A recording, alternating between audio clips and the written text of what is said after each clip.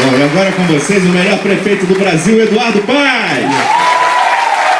Bom dia para todo mundo. Queria dizer que é um prazer estar aqui com vocês, em Nova Sepetiba, nesse lugar tão especial, né, Eduardão? Eduardão disse que vai ser um monte de Eduardinho e Eduardãozinho.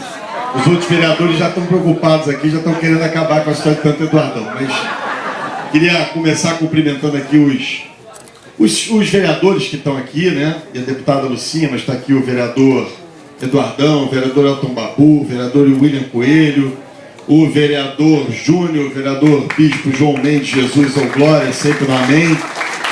Mas que são pessoas fundamentais, né, junto com a Lucinha lá na Assembleia, para fazer as coisas acontecerem. Porque muitas vezes as pessoas não entendem o papel do vereador, para que o vereador serve. Às vezes as pessoas acham que o vereador é o prefeito e cobram do vereador como se o prefeito fosse, como se ele fosse o chefe do executivo.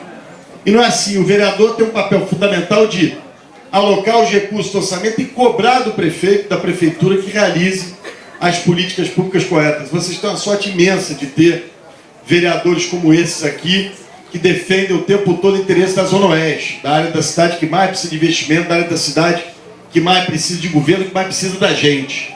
Né? Queria saudar aqui o pessoal da RIUB, está aqui o Armando, o presidente da RIUB, está o Luiz Paulo, que é o diretor desse programa. Cumprimentar aqui a Gracinha e todos os coordenadores de CREs aqui presentes.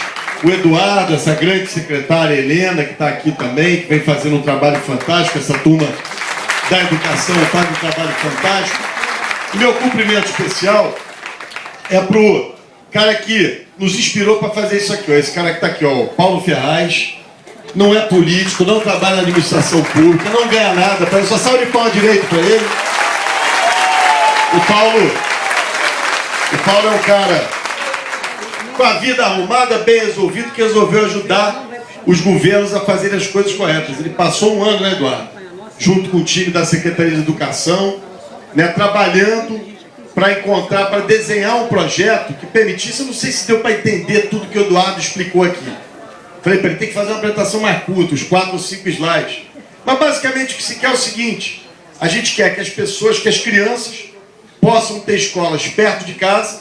Quanto mais novinho for, menos vai ter que andar, né? À medida que vai ficando mais velho, pode andar um pouco mais. E que possa seguir um roteiro naquele mesmo espaço geográfico no seu bairro. Porque muitas vezes a realidade que a gente enfrenta é essa: a criança faz a creche no EDI tal aqui, e depois vai fazer o segundo segmento de outra escola lá longe, depois muda para um lado, quica para o outro. Isso obviamente atrapalha o estudo das crianças. O que a gente está fazendo aqui hoje, gente, essa é a 4ª escola que a gente inaugura, não é? A 4ª fábrica que a gente inaugura. 3ª fábrica que a gente inaugura. Quer dizer, a gente está buscando fazer algo que, como lembrou bem a Lucinha, né? Por que a gente homenageia aqui o governador Leonel Brizola? Porque ele foi o cara mesmo que, quando entrou no governo do estado, disse: ó, vamos dar prioridade para a educação, a grande obra do meu governo vai ser educação. Chamou um super educador, que era o professor Darcy Ribeiro, chamou um super arquiteto, que era o Oscar Niemeyer, e construíram os CIEPs, que não só como prédios servem muito até hoje, né? A gente sabe o que os CIEPs significam, onde a gente anda tem CIEP, onde a gente vai tem CIEP.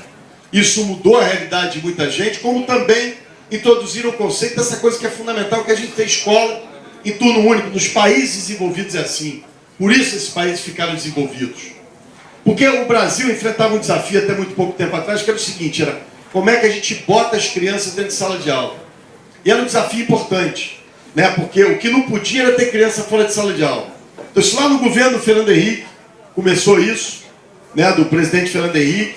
Continuou no governo do presidente Lula, se fez um monte de esforço, fez Fundef lá atrás, depois fez Fundeb, que eram fundos que garantiam recursos para a educação. Porque que era o objetivo do Brasil? É o seguinte, ó, tem que botar a criança dentro de sala de aula. A criança não pode ficar na rua, né? A criança tem que ir para a sala de aula. O Brasil não pode ser um país de analfabetos, de pessoas sem cultura, sem conhecimento. Não tem futuro esse país.